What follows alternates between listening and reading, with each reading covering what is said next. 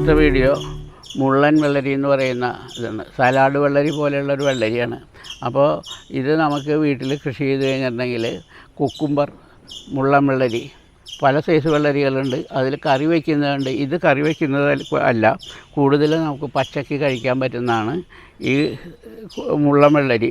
ഇതിൻ്റെ മുകളിൽ മുഴുവൻ മുള്ളു മാതിരി ഉണ്ടാവും. ഇത് തൊലി ചെത്തിക്കഴിഞ്ഞ് വേനൽക്കാലത്ത് നമുക്ക് ഇത് കഴിക്കാം. ഇത് തന്നെയാണ് ഈ മുള്ളൻ വെള്ളരി എന്ന് പറയുന്ന ഇതാണ്. ഇത് പഴുത്ത് കഴിഞ്ഞാൽ നല്ല മഞ്ഞ നിറമായിരിക്കും. മിക്കവാറും പഴുക്കുന്നതിന് മുമ്പ് തന്നെ നമ്മൾ പറിച്ച് ഉപയോഗിക്കുന്നു എന്നുള്ളതാണ് ഇത്. അപ്പോൾ ഇതും അപൂർവമായിട്ടുള്ള ഒരു വിളയാണ്. അത് ഇതും വംശനാശം സംഭവിച്ചുകൊണ്ടിരിക്കുകയാണ്. അത് നമ്മൾ സംരക്ഷിക്കുന്നു എന്ന് മാത്രമേ ഉള്ളൂ. ഇതിൻ്റെ വിത്തുണ്ടാക്കി ആളുകൾക്ക് അയച്ചു കൊടുക്കാറുണ്ട്. നല്ലോണം പഴുത്ത് കഴിഞ്ഞിട്ടുണ്ടെങ്കിൽ നല്ല മഞ്ഞ നിറമായിരിക്കും.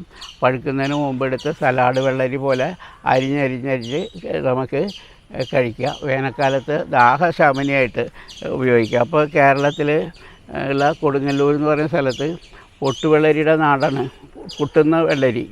അപ്പോൾ അതേമാതിരിയുള്ള സലാഡ് വെള്ളരിയും നമുക്കിവിടെ കൃഷി ചെയ്തുണ്ടാക്കാം. ഇതിൻ്റെ മുള്ളുണ്ടെന്ന് മാത്രമേ ഉള്ളൂ. മുള്ളൊക്കെ ചെത്തിക്കളഞ്ഞ് നമുക്ക് ഉപയോഗിക്കാം. അപ്പോൾ ഇതിൻ്റെ ഒരു കൊച്ച് ഉണ്ടായി വരുന്ന ഒരു കായ കൂടി നിങ്ങൾക്ക് ഇതിനകത്ത് ഞാൻ കാണിച്ചു തരാം. പിന്നെ ഇതിൻ്റെ വിത്ത്, നീളത്തിലുള്ള വിത്ത് കിട്ടും. അവിടെ നോക്കിയാൽ കാണാൻ പറ്റുന്നു. ഉണ്ടാ കൊച്ചു കായ കാണുന്നുണ്ട് അവിടെ എവിടെയെങ്കിലും? അതിനകത്ത് കണ്ട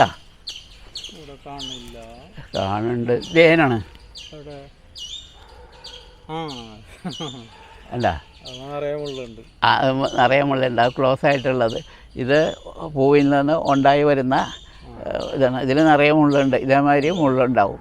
ഇതാണ് മുള്ളൻ വെള്ളരി. അപ്പോൾ ഇത് നമുക്ക് വീടുകളിൽ നട്ട് വളർത്തിയാൽ ദാഹം ശമിക്കാനായിട്ട് ഉപയോഗിക്കുന്ന ഇതാണ്. അപ്പോൾ മുള്ളൻ വെള്ളരിയെക്കുറിച്ചുള്ള ഇന്നത്തെ ഈ വീഡിയോ നിങ്ങൾക്ക് ഇഷ്ടപ്പെട്ടാൽ ലൈക്ക് ചെയ്യുക, ഷെയർ ചെയ്യുക.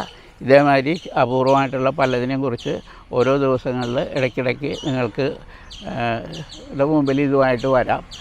ഇഷ്ടപ്പെട്ട ലൈക്ക് ചെയ്യുക, ഷെയർ ചെയ്യുക. വീണ്ടും കാണാം. നന്ദി, നമസ്കാരം.